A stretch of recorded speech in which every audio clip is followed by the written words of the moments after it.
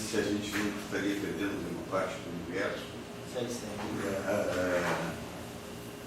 Quer dizer, a teoria, a gente, quando faz, né, teoria de Gage, né, teoria de calibre, a gente faz baseado, na verdade, nos grupos, né, e nas álgebras. Né? Mas, assim, o conceito de simetria, ele é mais amplo do que o conceito de grupo, porque o conceito de simetria é o conceito de um conjunto de transformações que você possa fazer, né, num dado sistema físico, sem que alguma grandeza que você determina qual é ou especifica qual é, se modifique. Então, em geral, a gente usa como invariância energia, né, do hamiltoniano, do lagrangiano. O conceito de simetria está ligado a um conjunto de transformações, né, ou alguma transformação que deixa invariante algum tipo de grandeza física.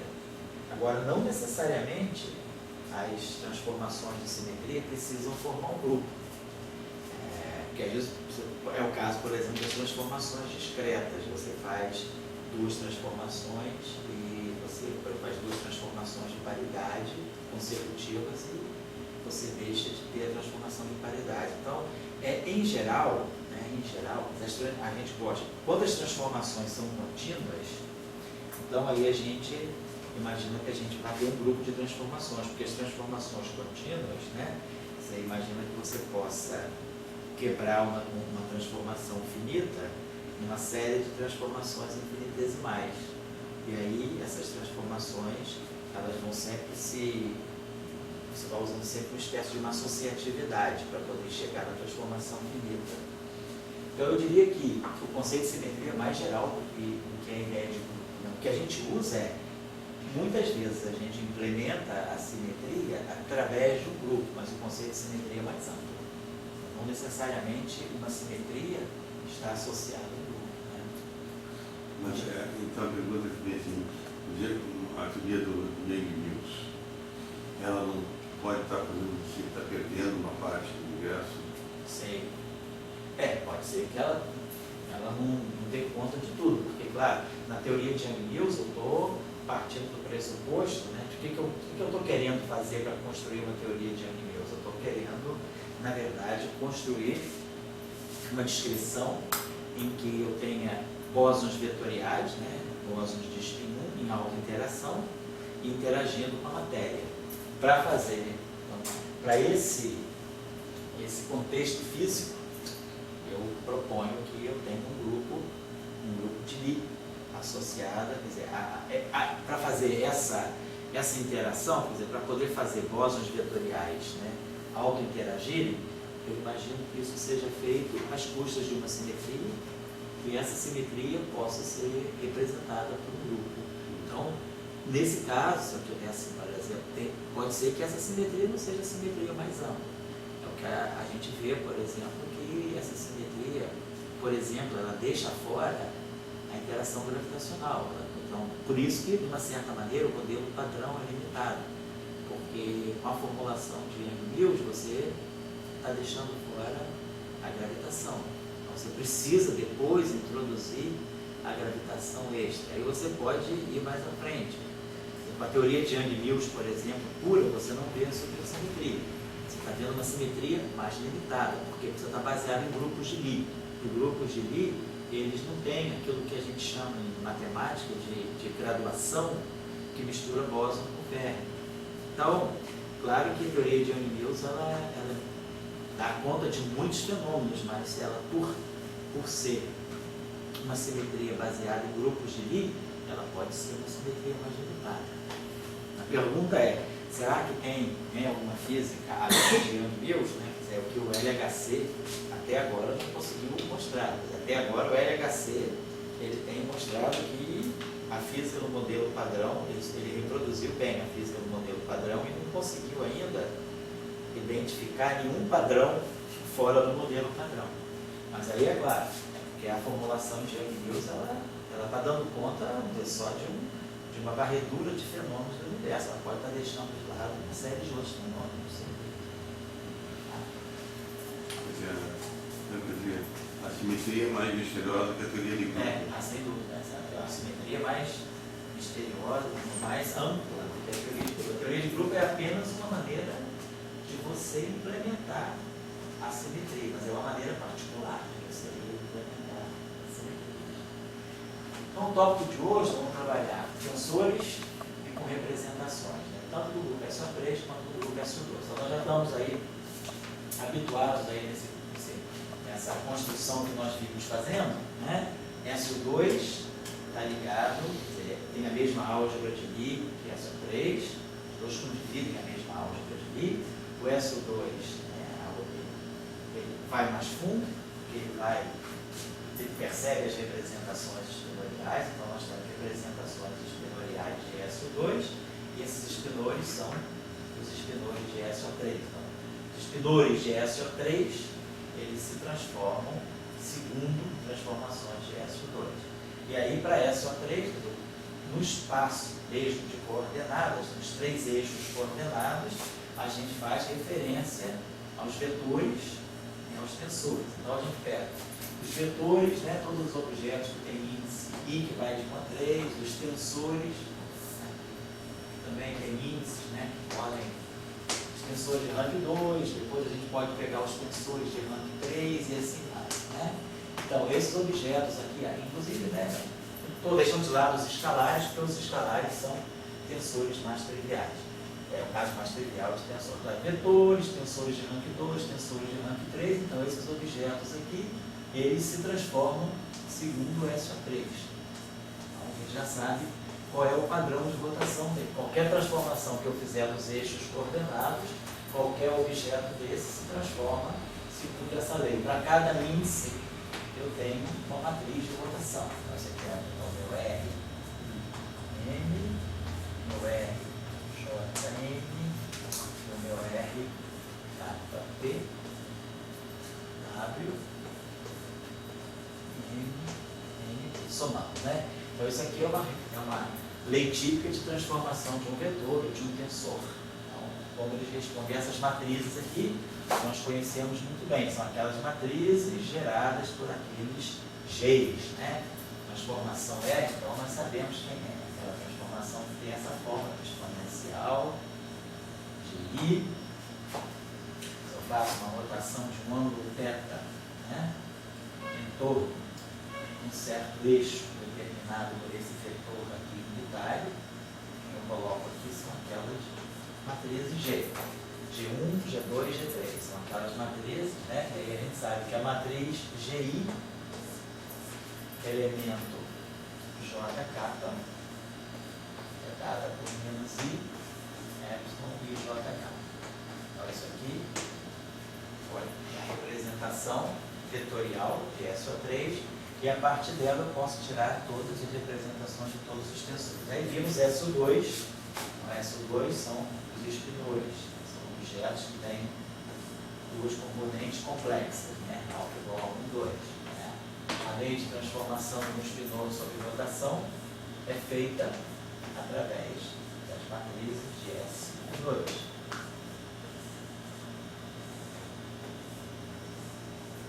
E essa matriz S, então, é a matriz correspondente a essa matriz R. Eu faço uma rotação de um ângulo θ em torno do eixo especificado pelo versor M de chapéu, só que os geradores que vão aparecer aqui, ao invés de ser esses Gs 3x3, são as matrizes de Pauli sobre 2. E aí, a álgebra desses Gs, né, aí a gente tem aqui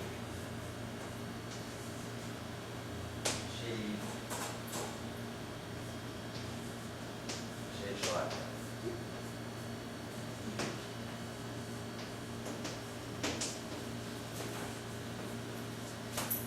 temos aqui a mesma coisa, sigma I sobre 2, sigma J sobre 2,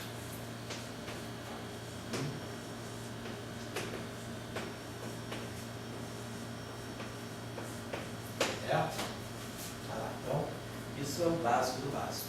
Então, os espinores de SO2 são também os espinores de SO3, e os tensores, vetores e tensores de SO3.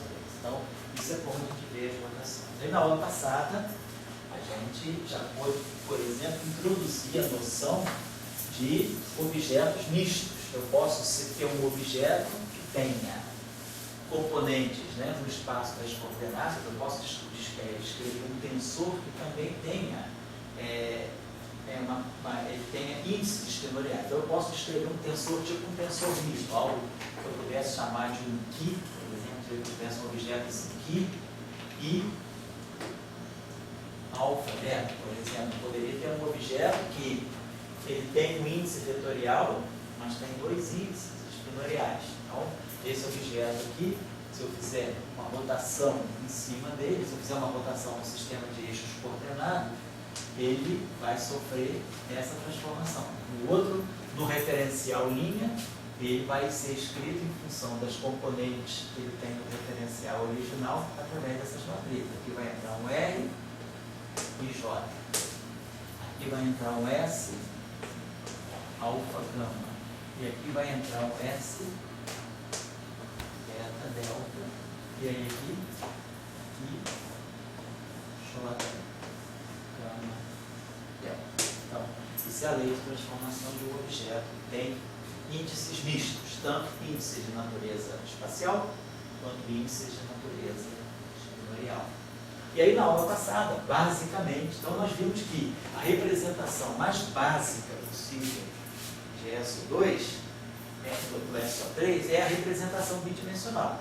Tem espinores, quer dizer, eu tenho objetos de duas componentes, depois eu tenho objetos de três componentes, que são os vetores, aí eu posso ter objetos depois com 4 componentes, com 5 componentes e assim vai. Mas então, nós estávamos vendo, foi. Você tem rotações, né? Ligada para o mesmo eixo, né? Pelo mesmo parâmetro. Eta ou pelo menos estrutura. Se eu tivesse agora uma corrente de Necker, certo. Quer dizer, a corrente de Necker seria a soma das duas, como é que seria? Quer dizer, eu estou com uma corrente, eu estou com uma lagrangiana, certo? E ela vai depender se ela está escrita por psi ou pelo objeto que está escrito, né? Isso. Aquele objeto que vai ter corrente de Necker, né? Assim, eu estava só viajando. Entendi. Assim, se pudesse ter uma relação entre os dois nas cargas. Assim, quer dizer, você tem não apenas uma relação, aquelas relações que você bota R, R-1 e bota. Se você tiver, por exemplo, objetos distintos, né, ligados à mesma simetria, a corrente de Necker é uma só. Ela vai envolver a contribuição vindo dos espinores, né, ela vai envolver a contribuição. Por exemplo, se você ter uma ideia, isso aqui é uma coisa mais avançada, né, quer dizer, em relação a esse curso. Para quem já sabe um pouco de teoria clássica de campos, já sabe o que é o teorema de Necker, nós sabemos que o teorema de Necker ele assume essa forma. Se eu tenho uma simetria global numa lagrangiana, então eu vou ter uma corrente, né, que podemos escrever desse modo, uma corrente que vai ter essa estrutura aqui, derivada do lagrangiano em relação a dmi dos campos, né, e aqui eu vou ter o delta dos campos. Então, por exemplo, se eu tiver um invariante, se eu tiver campos fermiônicos, campos espinoriais, por exemplo, campos de natureza vetorial ou tensorial, essa expressão aqui, ela vai varrer todos os possíveis campos. Então, por exemplo, se eu tivesse, suponhamos que eu tivesse um campo espinorial e tivesse, por exemplo, um campo vetorial, vamos colocar assim, um campo vetorial aí.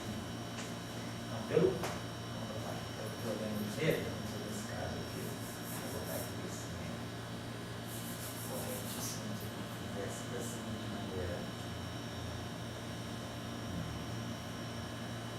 Vou colocar assim.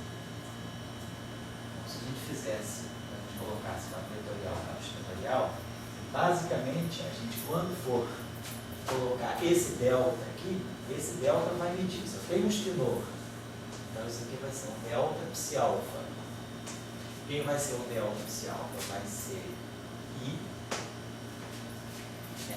podemos colocar aqui θ A, sigma A sobre 2, alfa beta, psi beta. E quem vai ser o delta lá?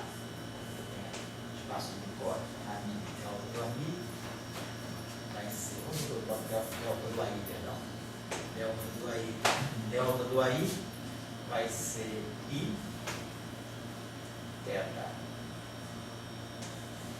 Vou botar aqui teta I, teta J, sigma J sobre 2. E aqui, quem vai ser o delta do I? Vai ser I teta J, a mesma coisa. Só que a matriz que faz a transformação dos estudores é o sigma. A matriz que faz a transformação dos vetores é o G. Então, quem vai entrar aqui vai ser o GI. E aqui, vai ser o GJ, melhor. E aí, aqui eu vou ter que colocar K, exatamente como está aqui, mesmo padrão. Ó.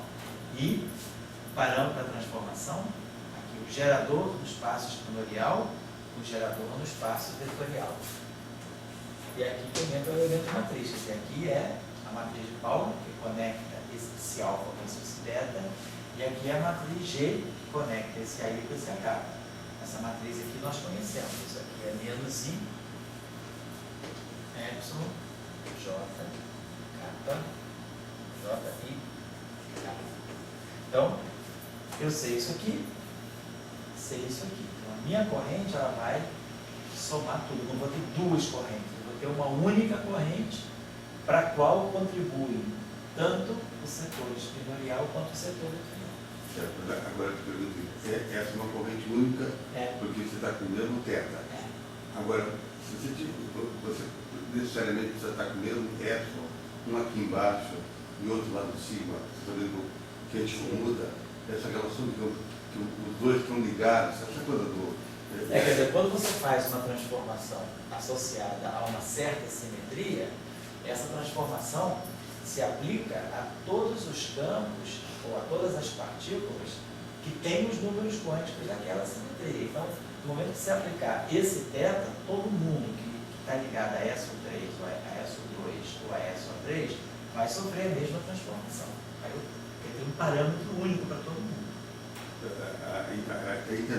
Então, o teorema de Noether está ligado à simetria, para você que seja a uma dada simetria. E essa simetria pode estar projetada no S2 ou pode estar projetada no S3 ou no S2. Você pode estar com os dois ali e a mesma simetria vai dar no Noether. Agora eu pergunto o seguinte, o sinal que estão com o mesmo, aí essa simetria é identificada como teta. O parâmetro teta, isso. Agora, aquele outro sinal da simetria, que é o epsilon, que é a constante estrutura. O teorema de Noether, ele pega isso? Não pega tanto que aquilo ali é um elemento de matriz. Ele está mais interessado no parâmetro do gerador. Esse epsilon, na verdade, é um elemento dessa matriz. Então, isso não é tão importante. Se aquela constante de estrutura, quer dizer, as relações de comutação, aquele epsilon vai ser importante também, porque quando você tira as cargas conservadas, quando você tem uma simetria, você diz, então SO3 ou SO2 é uma invariância desse modelo que eu estou propondo. Então, pelo teorema de Noether, você vai construir as cargas. Essas cargas, então, são a componente zero dessa corrente, elas vão ser construídas em torno desses campos, em termos desses campos, com os parâmetros, com os geradores da simetria. Então, essas cargas, elas vão satisfazer uma relação de álgebra. A implementação da simetria vai se ver através da álgebra que essas cargas conservadas pelo teorema de Noether vai obedecer. E aqui vai aparecer exatamente aquela mesma álgebra que está lá, I, epsilon, Q, K. Então, essas cargas que vêm dessas correntes de Noether, elas vão satisfazer as mesmas relações de comutação que os geradores do grupo satisfazem. Só que os geradores estão no espaço algébrico. Aqui essas cargas não são objetos, não são meras matrizes. Essas cargas aqui, elas são função dos campos. Então, a física, os processos físicos, eles vão envolver, vão depender de relações entre essas cargas. Então, a constante de estrutura, o epsilon, ele vai estar muito presente nos resultados físicos, porque você vai, por exemplo, ter amplitudes de transição que envolvem essas cargas, e essas amplitudes de transição, elas vão guardar entre si relações que dependem dessas constantes de estrutura. Então, nesse sentido, esse epsilon é importante. Então, o ressalto que se teria é que a corrente de Nether ela pode estar envolvendo dois grupos diferentes. Pode. Dois grupos diferentes, ou seja, se eu dizer o seguinte, ela pode estar envolvendo duas representações distintas do mesmo grupo. Porque aqui, por exemplo, os espinores são espinores que se transformam segundo SO2, mas eles são os espinores de SO3. É a representação espinorial de SO3. Então, você tem uma corrente de Nether que está refletindo um único grupo, que é o grupo SO3, nas suas representações espinoriais e nas suas representações vetoriais. Eu colocaria dessa forma. Porque a corrente de Nether, ela está associada a uma dada simetria. Então, ela varre aquela simetria nas suas diferentes representações. Na mesma corrente de Nether, o que eu tenho são diferentes representações da mesma simetria. Aí sim.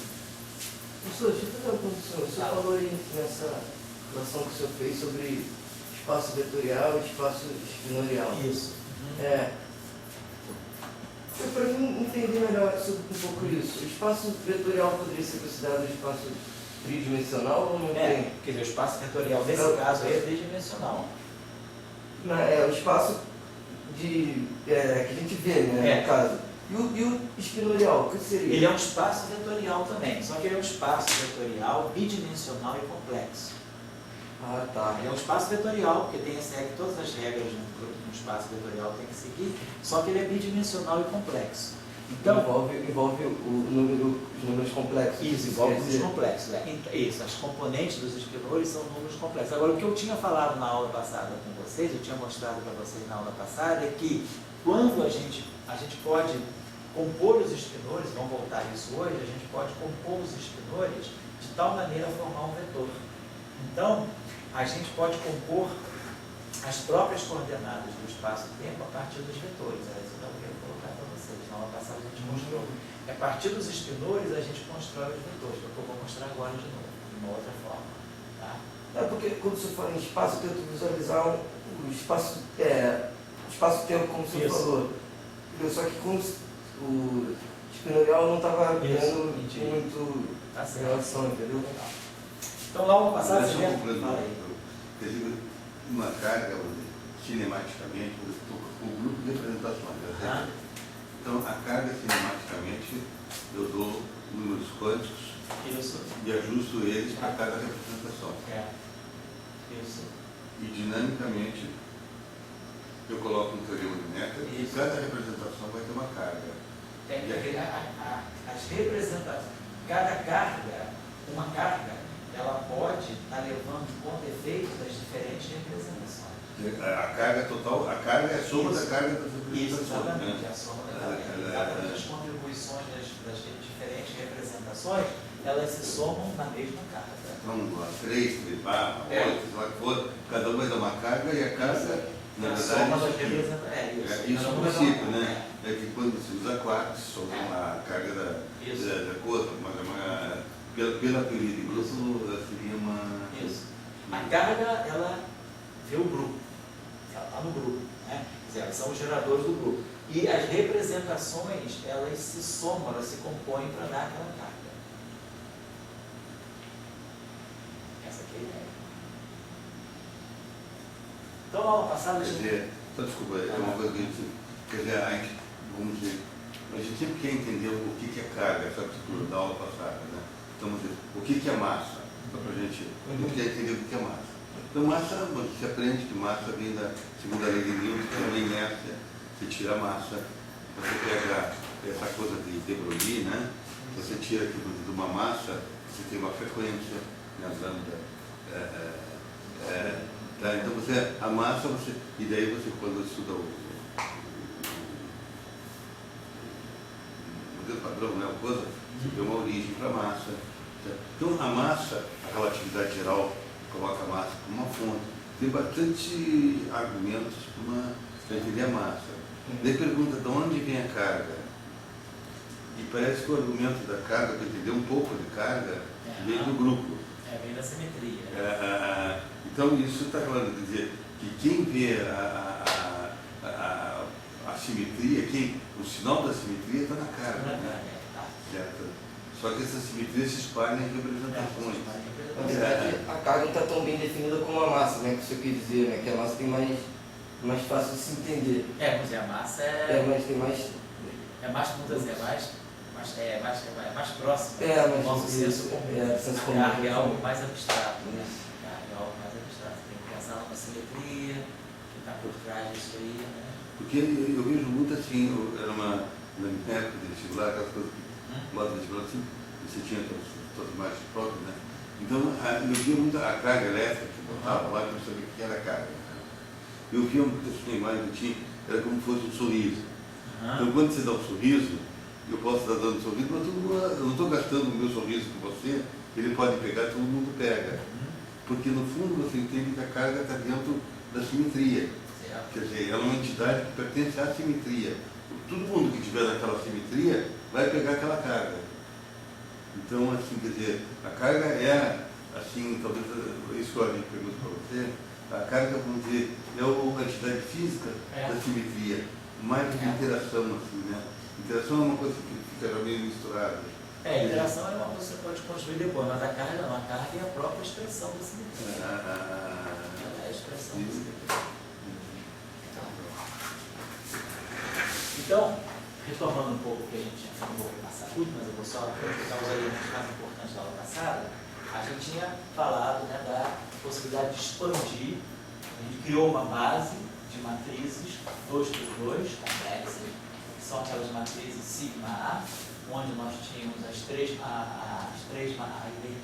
matrizes de Pauli, as matrizes sigma I, e a identidade, que era aquela matriz que a identidade 2x2. Então, esse índice A aqui varia de 1 até 4.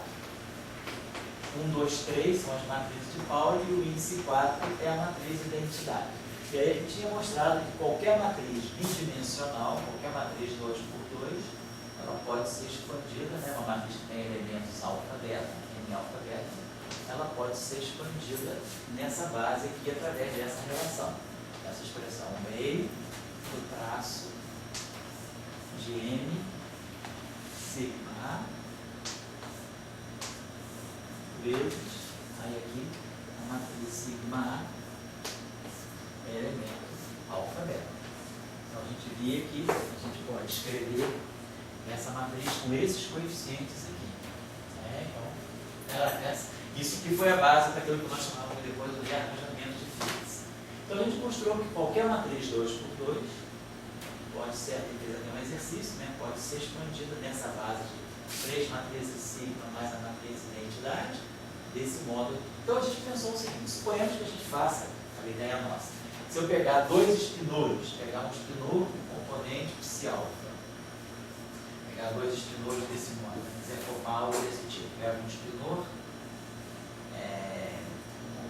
as componentes complexas conjutadas de um espinor, e multiplico pelas componentes de outro espinor. Então, estou pegando dois espinores.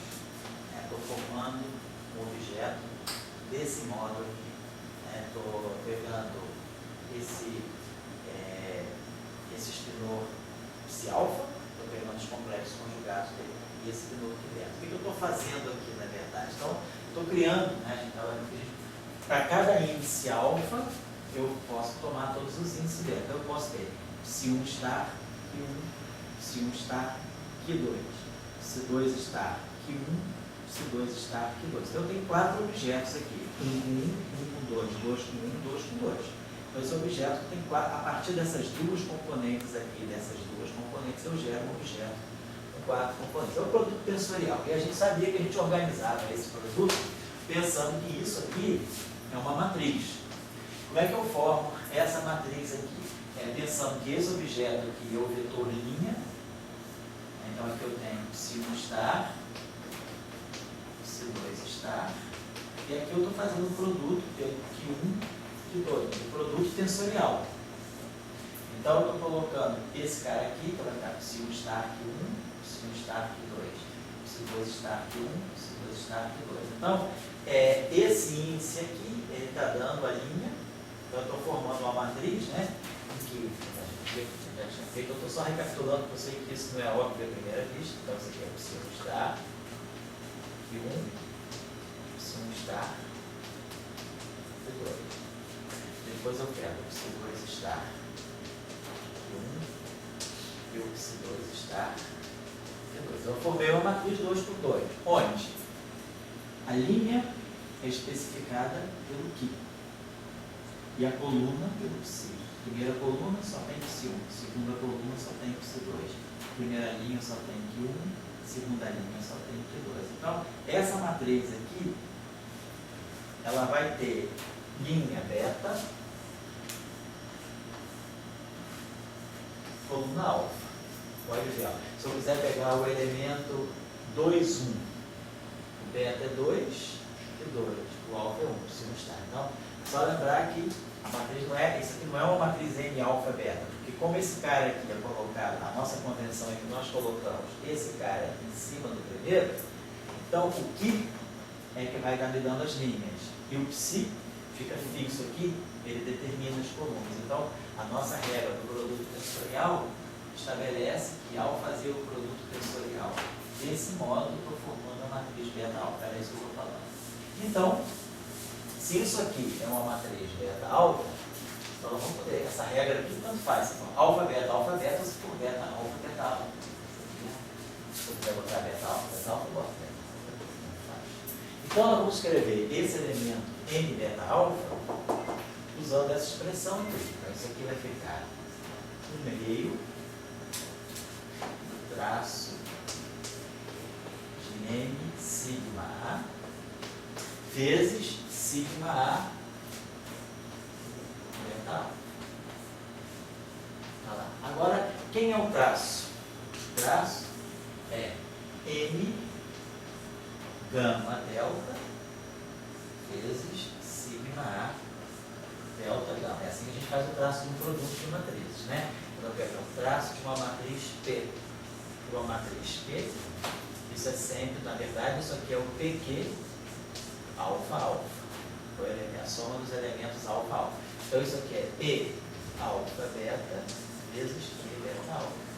A regra para produzir o traço do produto é esse índice vai com esses dois aqui, e esses dois aqui se somam.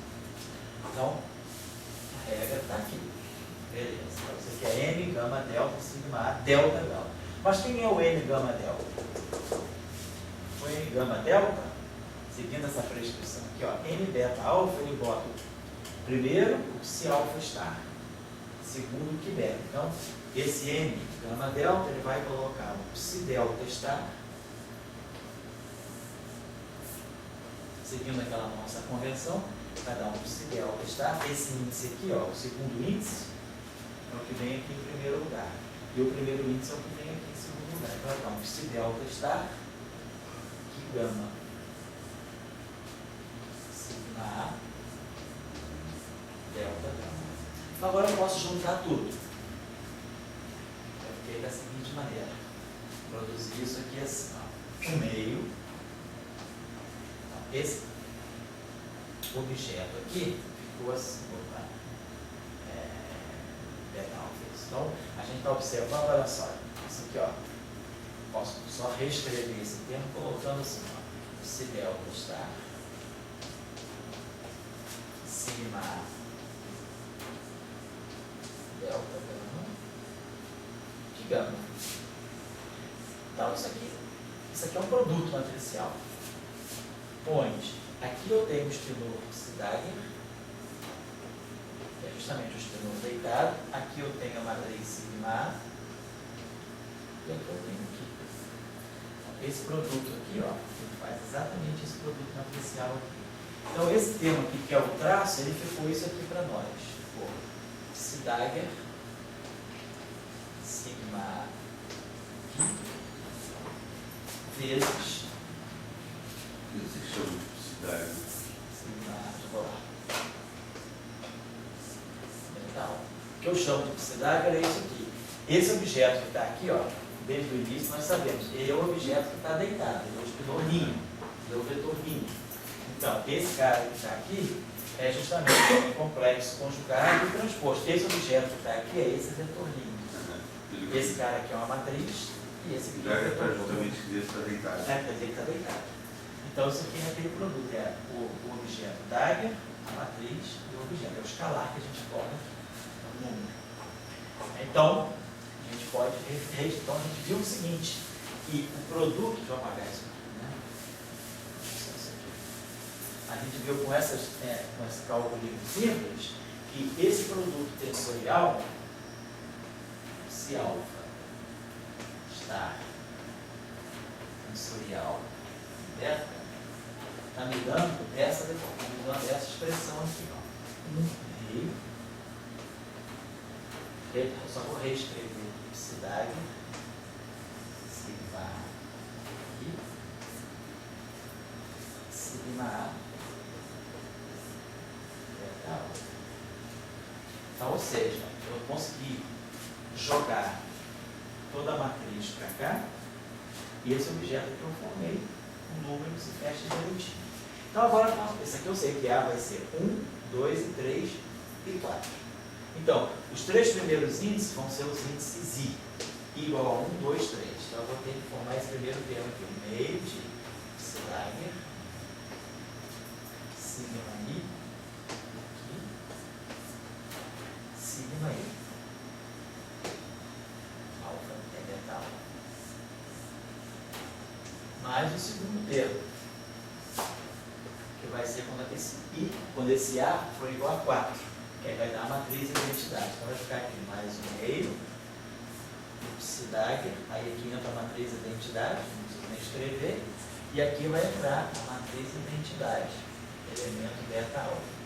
Só que o elemento beta alfa da identidade é o delta de Kronecker, né? Quer dizer, o elemento, a diagonal, a matriz de identidade só tem um na diagonal. Então, cada elemento da diagonal é um delta. Então, o delta de beta alfa. Então, esse termo aqui fica delta alfa. E aí nós já tínhamos aprendido nas nossas discussões anteriores. Nós tínhamos aprendido, duas aulas atrás, que esse objeto aqui é um escalar sobre rotações. Quando eu faço uma rotação, esse objeto que não muda, se muda, que muda, mas esse produto não muda. E quando eu faço uma rotação, esse objeto aqui se comporta como um vetor de SO3. Então aqui eu tenho um escalar de SO3 e aqui eu tenho um vetor de SO3. Então o que a gente está mostrando é que, deixa eu pegar aqui, se nós pegarmos um espinor, então, se nós pegarmos um espinor, tirarmos o complexo conjugado dele, se a gente fizer o produto tensorial para um outro espinor, espinor vezes espinor, isso aqui está dando para nós, a primeira componente que está aqui, ó, esse objeto que está aqui é um escalar de SO3, está dando um escalar, está dando uma soma, quando eu multiplico. Isso aqui é o produto tensorial de dois espinores. Isso aqui está me dando a soma de um escalar mais um vetor.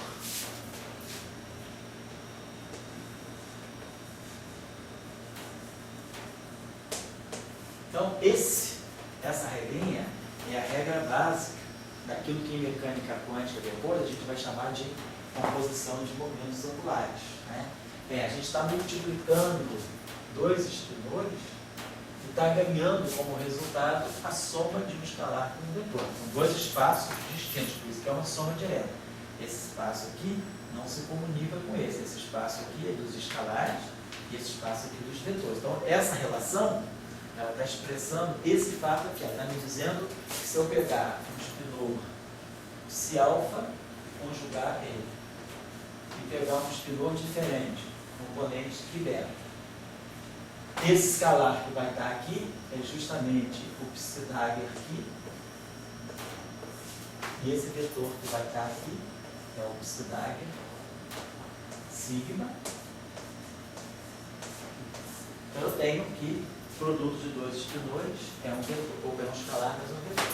Isso é a regra fundamental que nós chamamos para o produto tensorial de SO2. Então a gente está mostrando que duas representações fundamentais são as representações mais simples, de menor dimensão, que é a representação não trivial, a representação que não é escalar, mais baixa é a representação espinorial. Então a gente está mostrando que se a gente multiplicar, compuser multiplicativamente, né, dois espinores, que eu vou ganhar um escalar e um vetor. Então, de fato, a gente tinha visto que aqui eu tenho uma matriz em beta alfa. Essa matriz é uma matriz 2 por 2, então ela tem 4 elementos. Esses 4 elementos da matriz, eles se separam dessa forma. Aqui é um escalar. Então, um escalar só tem uma componente, só tem um elemento. Esse aqui é um elemento. E essa componente aqui, vetor. Eu já tinha mostrado, é um vetor. Há 2 aulas atrás, como é que era esse vetor? Eu faço sigma 1, sigma x, dá mais componentes, fazia sigma y e fazia sigma z. Tá? Esse aqui é um vetor com 3 componentes. Cada componente é um produto de psi com qui. Então, isso aqui sendo um vetor, isso aqui tem 3 elementos. Então, o que a gente está mostrando, no final de tudo, é que esses 4 elementos, eles se quebram em 2 elementos, em 2 categorias de elementos distintas, um escalar e um vetor. Uma rotação, ela não mistura um escalar com um vetor. Escalar é escalar, vetor é vetor. Então, isso significa que eu estou pegando 2 representações, multiplicando e reduzindo o produto a uma soma de representações irredutíveis diversas. Estou pegando um escalar, claro, a gente sabe que na regra, né, da física, quando a gente quer as equações matemáticas, a gente não pode somar um escalar com um vetor. Isso não é lícito. A soma aritmética não é lícita, mas a soma direta é lícita. Isso aqui é uma soma direta. Significa que eu estou pegando um espaço de um escalar e juntando com o espaço de um vetor. E nesse sentido que eu estou dizendo que a gente está fazendo essa operação. Então, o produto de 2 espinores gera os vetores. Então, foi o que eu tinha falado para vocês numa aula, 2 aulas ou 3 aulas anteriormente. Que se eu pegar os 2 espinores distintos, se por acaso eu pegar esses 2 espinores iguais, eu vou mostrar isso. Se eu pegar psi, alfa star, com o próprio psi, vou formar essa matriz M beta alfa, a gente acaba mostrando que se o espinor for o mesmo, que ele vai dar 1/2 do psi dagger psi vezes a identidade, mais 1/2 do psi dagger sigma psi vezes a própria matriz sigma. É isso aqui. Então, a gente vê que esse objeto aqui forma um escalar real. Agora, isso aqui é um vetor. Então, se eu pegar um espinor e combinar ele consigo mesmo através da matriz sigma, eu posso gerar um vetor. Então, a pergunta que a gente lançou para resolver o sistema foi: suponhamos que eu identifique isso aqui como um vetor posição. Ou seja, eu quero descobrir um espinor que, combinado com ele mesmo, dê os elementos do vetor posição. Ou seja, psi dagger, sigma 1, sigma x, psi igual a x. Psi dagger, sigma y, psi igual a y. Psi dagger, sigma z, psi é igual a z.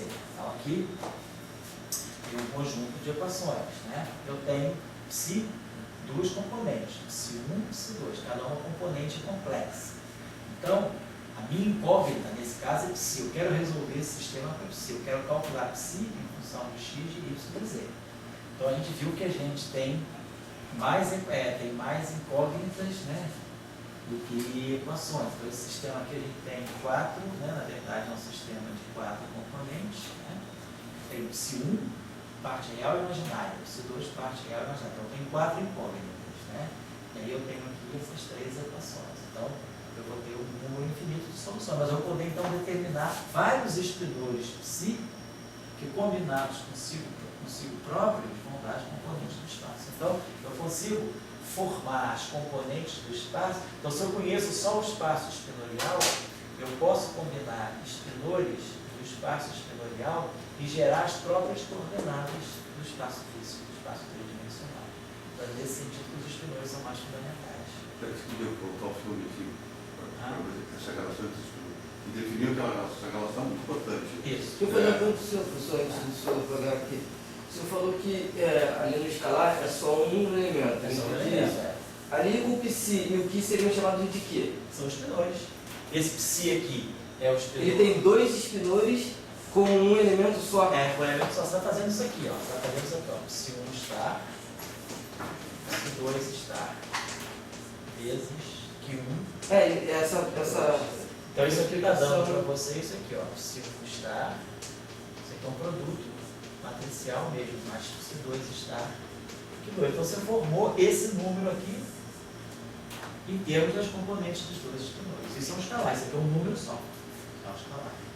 Um número só, um número escalar, tipo da grandeza escalar. É uma grandeza só, escalar formada por dois espinores. dois espinores. Dois espinores se combinam para formar uma. Como a gente faz, por exemplo, produto vetor e produto escalar. Quando eu pego dois vetores e eu faço um produto escalar de dois vetores, eu formo uma grandeza escalar a partir de dois vetores.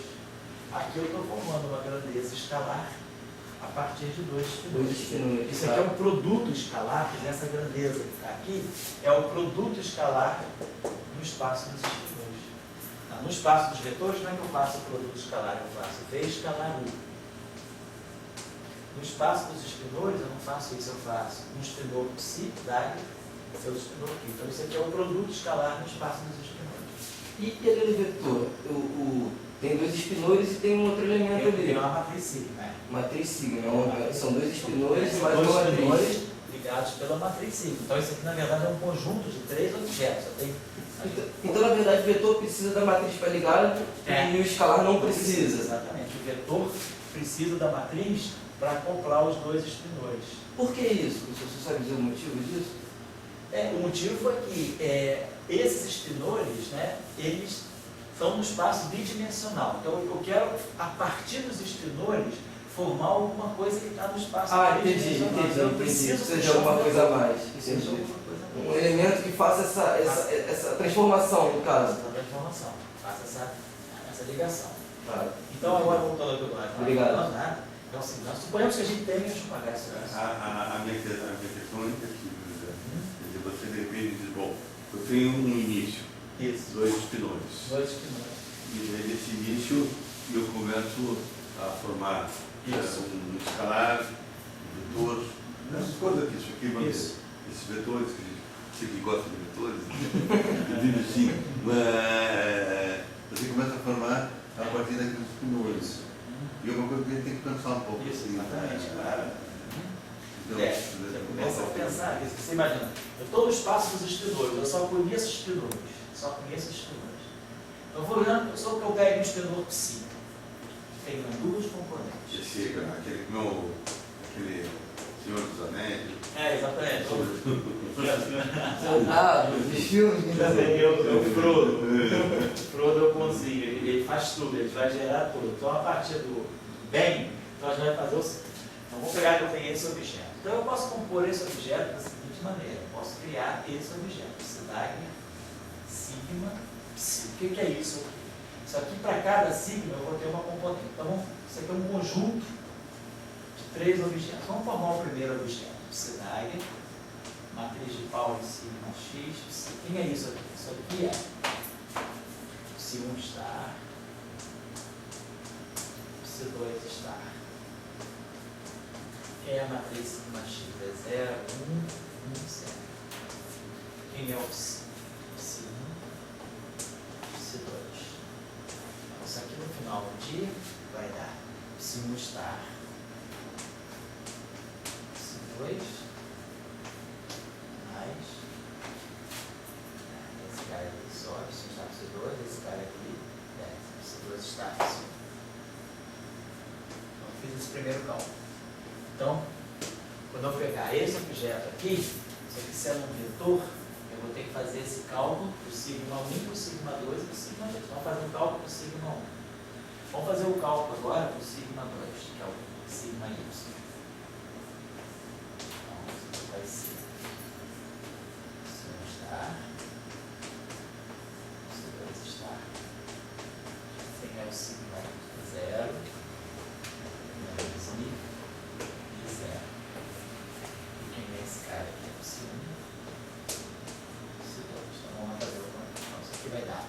menos I psi 2. Vai ficar menos I psi 1 estar psi 2 mais I psi 2 estar psi 1. Né? Então, posso botar esse menos I em evidência e boto aqui menos. Tá? E essa é a grandeza também. E aí eu vou pegar a terceira componente. Psi sigma Z, psi. Essa grandeza aqui. Psi 1 estar, psi 2.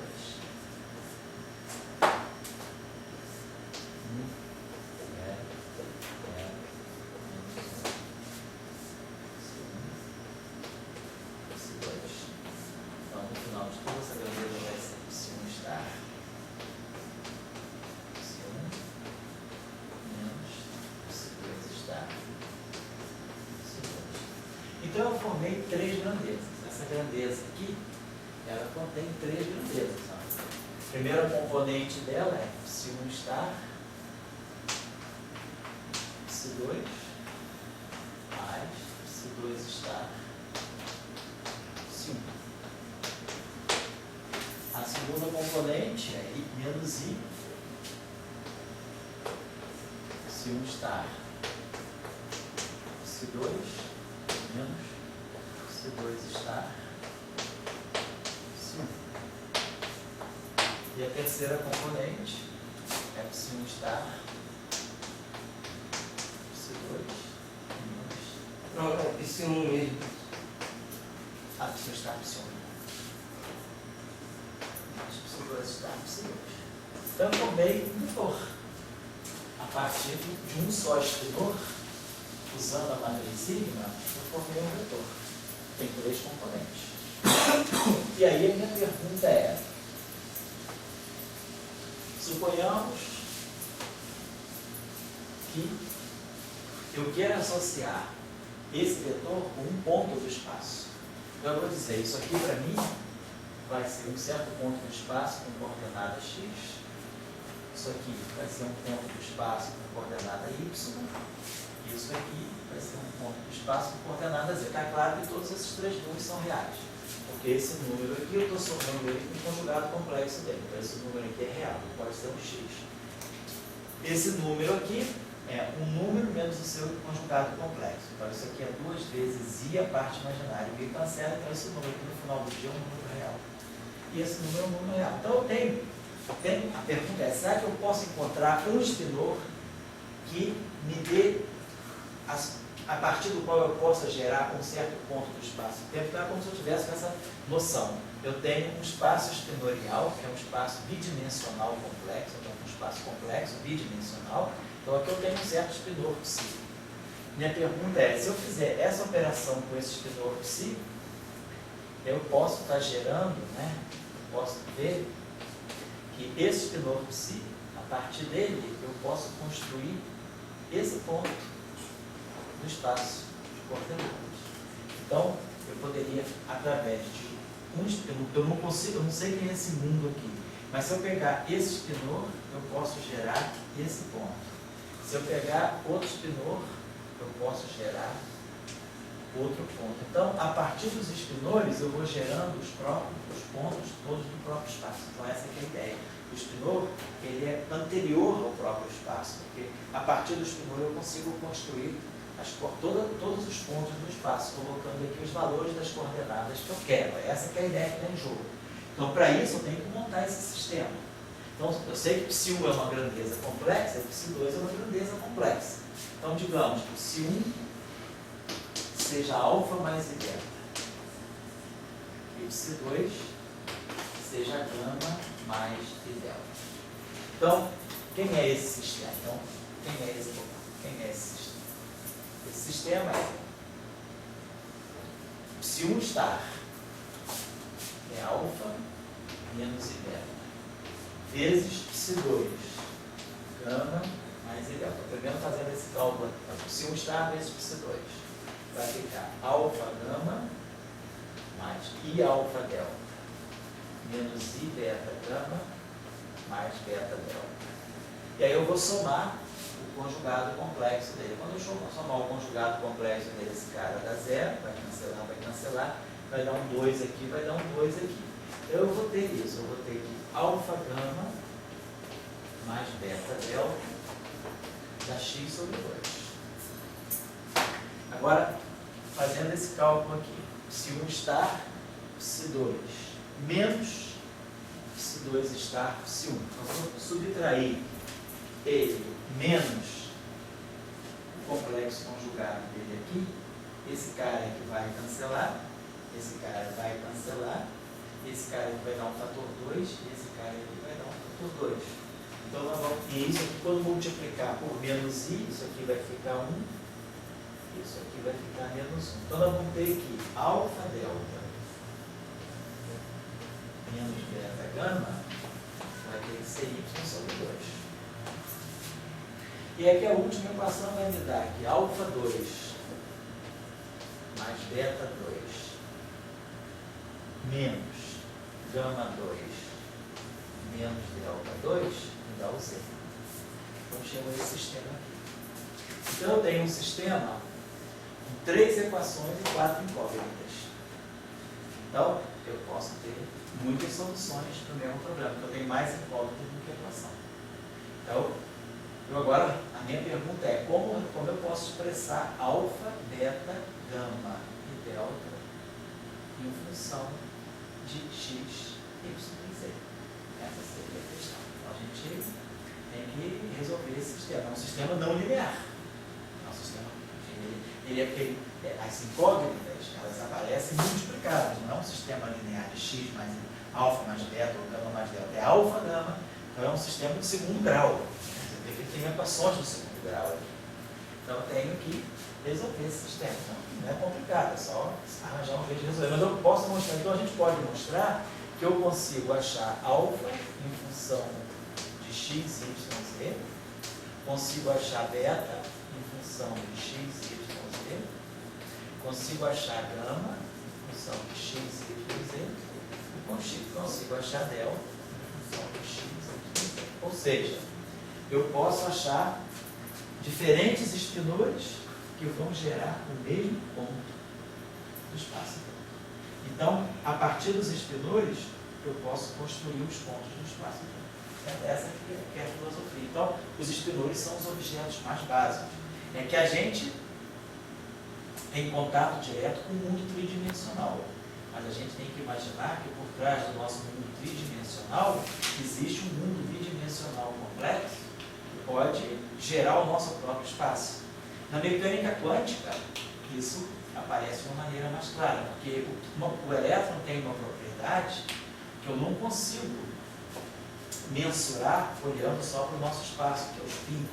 Quando na mecânica quântica a gente introduz um spin, e o spin do elétron na mecânica quântica é associado a esse spinor, eu trago na mecânica quântica o spinor é o objeto que deve ser usado para descrever o elétron.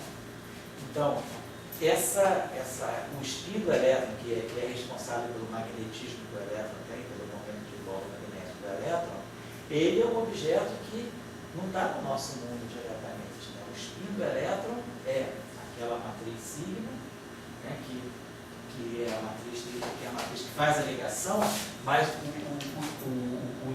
as componentes, né, daquilo que é a função de onda do elétron, elas não estão no espaço-tempo.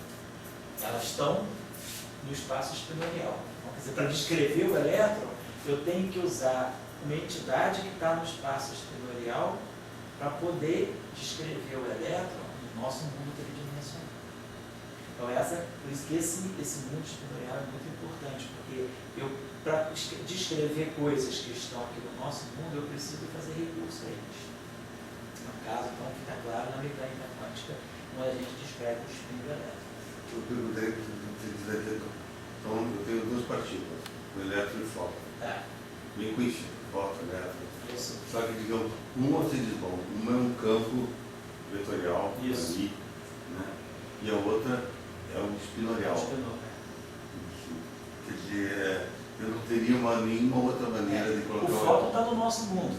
Quer dizer, quando a gente escreve as equações de Marx, divergência de E, rotacional de E, divergência de D, rotacional de D, o campo elétrico, o campo magnético, o próprio potencial, né, os potenciais, potencial elétrico φ e o potencial vetor magnético A, esses objetos estão no nosso espaço, que é um instalar o teu vetor. Então, para as equações de Marx, eu estou no próprio espaço, eu não preciso fazer recurso a esse mundo bidimensional. Mas o elétron, porque esse objeto é um fóton, é o bóson. O bóson, ele está aqui no nosso mundo. O férmio é que é o spinor, o férmio precisa do spinor. O férmio está nesse espaço que não está no nosso mundo. Mas de lá, ele pode coordenar o nosso espaço aqui. Você, assim, por exemplo, que você descobre o férmio, seguindo assim, eu tenho um elétron, o elétron é elétron.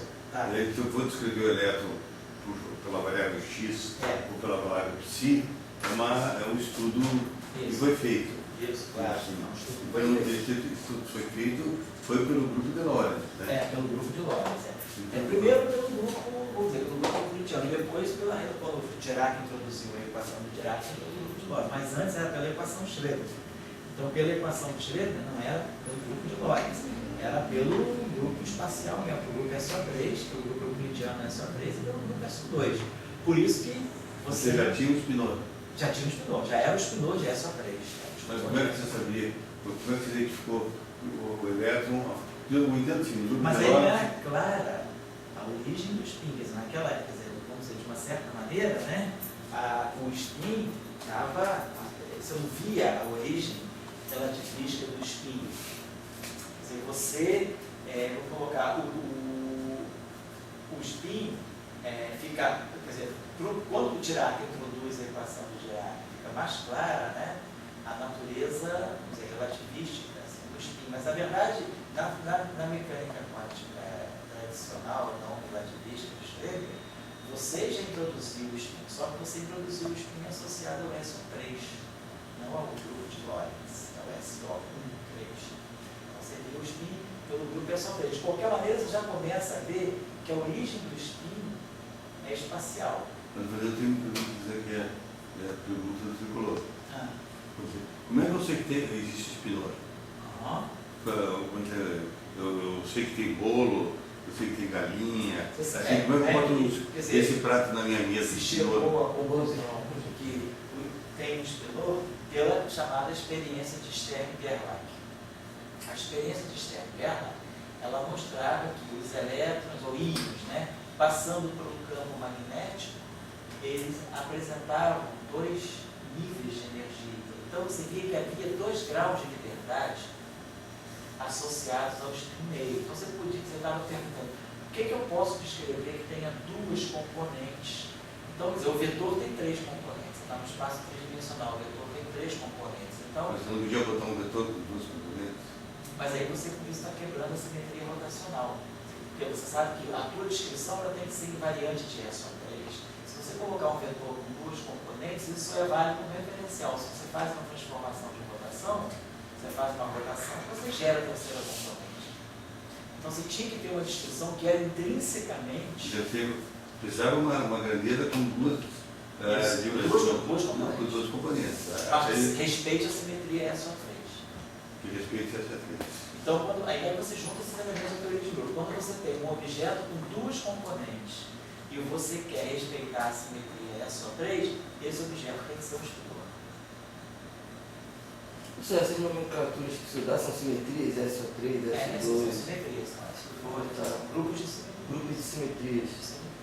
Quer dizer, quando era a simetria SO3, que entrava a equação de Schrödinger. E A quando equação foi... de Schrödinger, isso. A equação de Schrödinger é compatível com o grupo de rotações SO3. Ela pede um grupo galileano. Quando Dirac introduziu a teoria relativística e quântica para ela, quer dizer, quando ele introduziu a equação de Dirac, aí ele introduziu e substituiu o grupo SO3 pelo grupo de Lorentz, que é o grupo SO1,3. Então a diferença é que na equação de Schrödinger, você não tem essas 2 componentes, você coloca a mão. Você coloca a mão. E na equação de Dirac você tira do grupo de Lorentz, já não é uma maneira heurística. É a invariância da luz que coloca. Exatamente, você já sabe a invariância da luz, que se você quiser escrever um objeto com spin negro, tem que ter 4 componentes, tem que ser um spin negro. Isso, eu, por exemplo, sou a única coisa que eu acredito em física é a invariância da luz. E, assim, a preciosidade dela. E essa preciosidade é notável, né? Porque eu acho que dá para se compreender, né? Quer dizer, a invariância da luz traz aquelas representações. E daí você tem ao meio, 0,5, aquela coisa que tirou. E naquelas representações você tira ali qual o tamanho, qual a grandeza. Tem 4 componentes, uma componente, 2 componentes, esse tipo. E o elétron, como ele falou, pela experiência de Sergelas, você sabia que deveria ter 2 componentes. E daí você, agora estou na minha mesa, eu preciso daquela mesa que ele se come, eu preciso, o que eu vou botar? Um pouco de arroz, um pouco de quê, né? E daí você precisava botar alguma coisa com 2 componentes. E aí que está a questão, a equação de Schrödinger usava os 2 componentes botando a mão. Tem uma monta matriz com 2 componentes de roda. Agora, a invariância da luz, não, aqui tem uma representação que tem 2 componentes. Isso é notável, sabe sim. Isso são coisas assim, gostado, sabe, José, isso só eu vejo no teu curso. Eu não vejo isso em livro, assim, eu nunca vi, pode ser que por ignorância, eu nunca vi ninguém falando. Não se coloca muito aberto. E isso é uma coisa, assim, muito notável, sabe, a gente, porque você, na invariância da luz, de alguma maneira, você está com o teu serviço de comida. Quais são os pratos que vão estar ali colocados?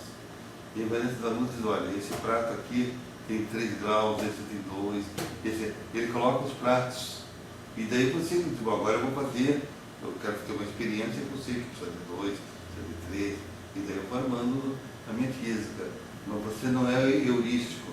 Heurístico é quando a gente coloca uma coisa à mão.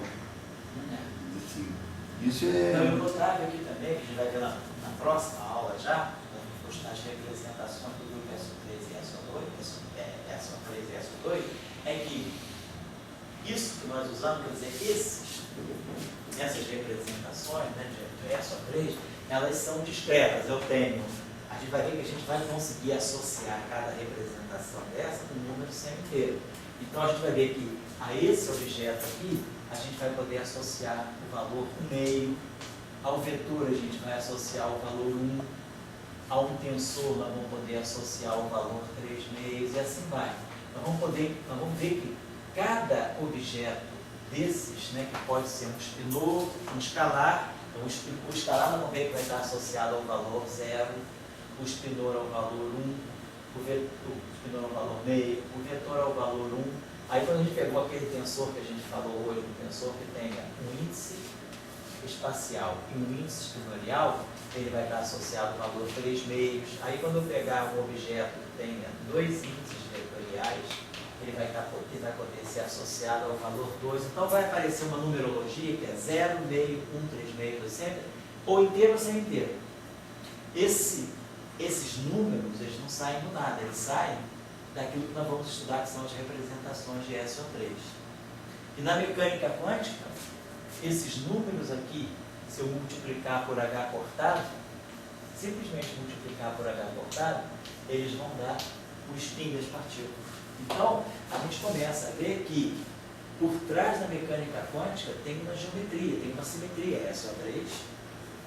E a simetria SO3, quer dizer, a gente começa a ver a origem geométrica do spin.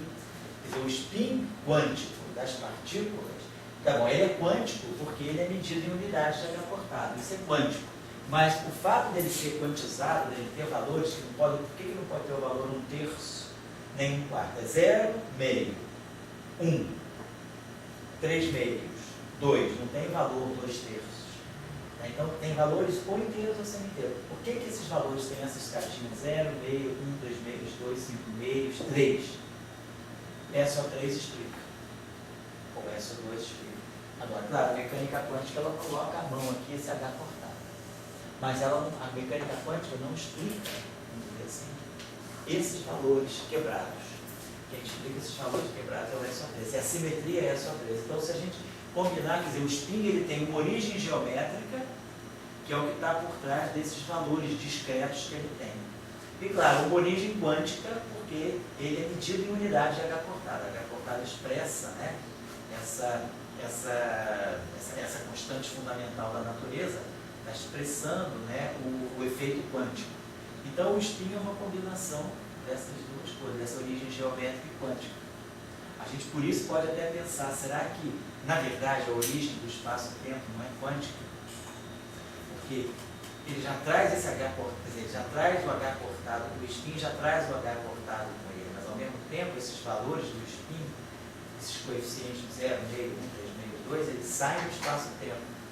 Então, pode ser que o espaço-tempo e a mecânica quântica se combinem, né, para ter uma origem comum. Isso aqui é uma coisa que ainda é viagem, isso que eu estou falando é viagem, mas o que é importante é ver que o spin é uma grandeza quântica, o spin intrínseco das partículas é uma propriedade quântica das partículas, mas a mecânica quântica sozinha, ela não é capaz de explicar esses valores. A teoria de grupos, né, quer dizer, a simetria SO3, ela explica esses valores.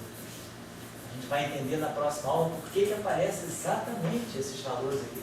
Vão aparecer esses valores J e vai aparecer uma multiplicidade 2J mais 1 associada a ele. Então, isso aqui é são exatamente as representações de SO3. Então, as representações, os valores, né, J associados a 0, meio, 1, 3, 0, associados às representações de SO3, vão estar dando os valores quantizados daquilo que vai ser o spin na mecânica quântica. Então, o spin ele tem um pé no mundo quântico e um pé no mundo da simetria, no mundo geométrico. Essa é a discussão que a gente vai fazer. Mas a verdade é que o aparecimento do psi você pensa o seguinte, você vai entender spin, daí você pega na mesa aquele prato que tem spin, né? Daí você bota aquela coisa, daí você bota no teu prato, né? E daí você mexe com a simetria, claro. O teu garfo lá, então, mexe com a simetria. Daí você vê que mas você ter na mesa essas grandezas físicas, assim, eu quero pegar um vetor, eu quero pegar uma coisa, de onde é que vem essa mesa? Entendeu? E essa mesa vem da invariância da luz. Deixa eu fazer uma pergunta, senhor. Ali no caso do psi, o senhor teve que colocar a matriz de Pauli, isso. Né? Mas na multiplicação de dois espinores não isso naturalmente, você não precisa colocar, né? Não. Pois é, aquilo que a gente fez aqui, anteriormente. Isso, a gente fez o rearranjamento de Firth. Isso. Não precisa, automaticamente ela apareceu. Ali o senhor teve que colocar para poder gerar. Para poder gerar. Porque eu sei que isso aqui já me indicou que eu posso colocar. Aqui já me indicou que automaticamente o sigma aparece entre os dois espinores. Então, já sabendo disso, eu joguei ele. E aí saiu um escalar e um vetor. Aqui saiu só o vetor. Aqui saiu só o vetor. Eu peguei só a parte vetorial, eu joguei fora a parte escalar. Mas ali sairia também uma parte escalar também? Mas eu joguei fora. Eu estou interessado só nos vetores, porque eu quero reproduzir as coordenadas do espaço. Tá. Aqui a sugestão que eu dei para vocês, só para ter uma solução, faz delta igual a zero. Vamos pegar um espinor que tenha delta igual a zero aqui. Se o delta for zero, esse termo é zero, esse termo é zero, esse termo é zero. Então eu posso expressar, por exemplo, gama em função de alfa. Gama fica sendo x sobre 2 alfa.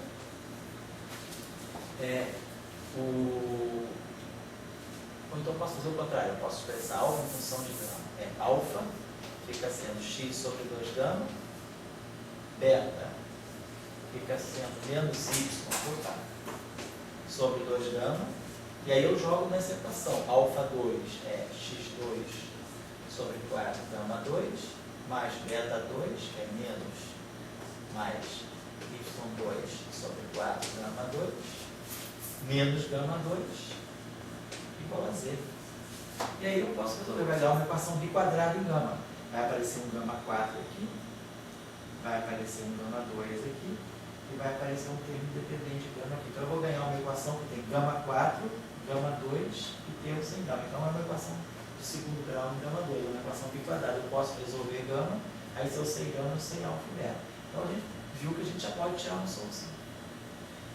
Agora, por exemplo, eu consigo, vamos dizer, né? Como? Eu consigo compreender, tá. né? Quando você fala do psi para o alfa, que é x e y. Então, para dois mundos que se interrelacionam. Agora, quando esses mundos se acoplam, se misturam mesmo, que é o caso da supersimetria, a coisa mais complicada de se entender. Você tem que ver qual é a origem disso. Né? Você não consegue ver isso bem sem a relatividade. Né? Acho que aí, de novo, a invariância da luz que conseguiria ter isso. Eu acho que é fundamental isso. A invariância da luz é que vai. Eu acho que a melhor maneira de você perceber a supersimetria é indo direto no grupo de Lorentz. E aí você vai no grupo de Lorentz, você vê exatamente por que você precisa ter. Você não sabe absolutamente o que é supersimetria, você não sabe o que é grupo de Lorentz. Aí, se você aprende a lição de Young e Mills na representação meio-meio, se você aprende a lição da teoria de Gauge, o que o spin 1 me ensina na relatividade restrita? Me ensina que para ter spin 1 eu preciso jogar fora o spin 0. E para jogar fora o spin 0 eu preciso da simetria de Gauge. Então eu guardo essa lição. Aí, quando eu vou para a representação 1 meio do grupo de Lorentz, eu vejo que eu tenho um spin meio e um spin 3 meios. Se eu quero só guardar o spin 3 meios e quero jogar fora o spin meio, eu vou copiar a lição que eu aprendi na teoria de Gauge. Joga fora o spin mais baixo, fica com o spin mais alto, como na simetria de Gauge. Então eu vou fazer a mesma coisa, eu jogo fora o spin mais baixo, que é o spin meio, fazendo uma simetria de Gauge. Qual é a simetria de Gauge? É um gradiente de uma função qualquer. Só que essa função não pode ser escalar, ela vai ser uma função exponencial. Então eu crio uma simetria de Gauge com um espinor. Então eu já vejo a supersimetria local. E aí com isso eu posso, se eu tenho uma simetria local, eu posso ver ela no aspecto global. Aí eu vou olhar ela no aspecto global, você tem exatamente a supersimetria. Então eu diria que uma maneira boa de você introduzir a supersimetria não é que vou querer misturar Feynman com Gauss, não. Eu vou olhar só as representações do grupo de Lorentz. E aí o que eu faço na representação do vetor, eu vou poder fazer na representação dos spin 3 meios. Só que para fazer isso na representação dos spin 3 meios, eu preciso de uma função espinomial, que é exatamente a supersimetria. Então, você entende direto a supersimetria pelo grupo de Lorentz. Aí depois sim, você vai misturar Feynman com Gauss, vai fazer outras coisas, mas isso não é o fundamental. O fundamental eu acho que é o grupo de Lorentz. Eu acho que no fundo, o fundamental é a propagação por luz. Eu diria que a origem da supersimetria também, né? Que horas tem lá?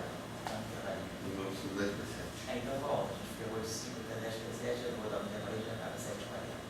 Então, 7 horas a gente retoma e a gente usa mais 40 minutos para trabalhar.